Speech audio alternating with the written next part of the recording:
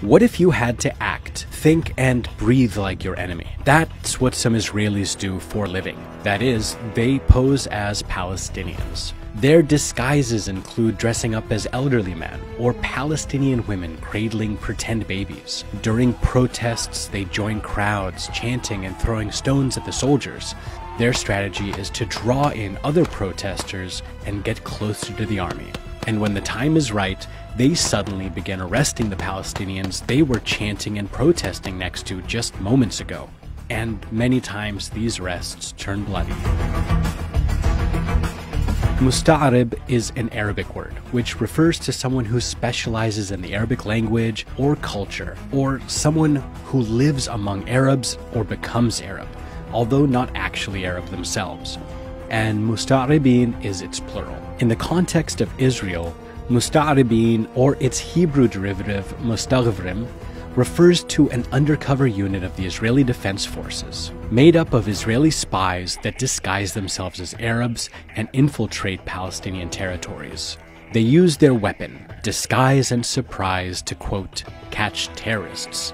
The Mustaghvrim unit was first established in 1942 before the State of Israel came into being, and soldiers in this unit are trained to think and act like Arabs in order to blend in with the Palestinians while carrying out what they call counter-terrorist operations.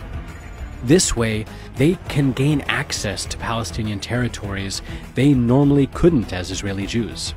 It's hard, yeah. First of all, but you have to be an amazing actor. Mustaghribeen learn to speak Arabic, including its Palestinian variation, as if it's their first language. They dress up like Palestinians, donning the kafiyah, they adopt Palestinian expressions, mannerisms, and etiquettes. But Mustaghribeen carry out other kinds of operations too, including hostage rescues, gathering intelligence, and sometimes capturing or executing terror suspects, all of which are very high risk. If in the field you are playing not so good, you can die. Your friends can die. Once found out, the Israeli army dissolves the unit and forms a new one. And while not much is known about this unit or how it's organized, it's believed to consist of 4 or more branches, which work in the various regions of occupied Palestine.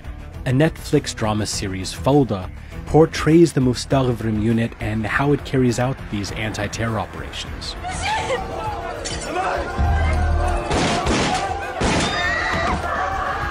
So how do the Mustaghvrim train to become Arab? Israelis who have more Arab-like features are chosen for the units. But to perfect their disguise as Palestinians, they're rigorously coached for as long as 15 months, including military and counter-terrorism training. And 4 of those months are spent learning everything about Arab traditions, language, culture, and tactics, including how to look like an Arab civilian. But how is it that an Israeli successfully learns the art of being Arab in just a few months? You see, Jews and Arabs have a lot in common. Historically, they're cousins. And while Hebrew and Arabic aren't exactly the same, Hebrew and Arabic are very closely related languages, and if you know one well already, that will help you learn the other much more easily. So when you think about it, it's possible for an Israeli to become fluent in Arabic and pose as an Arab despite the many intricacies.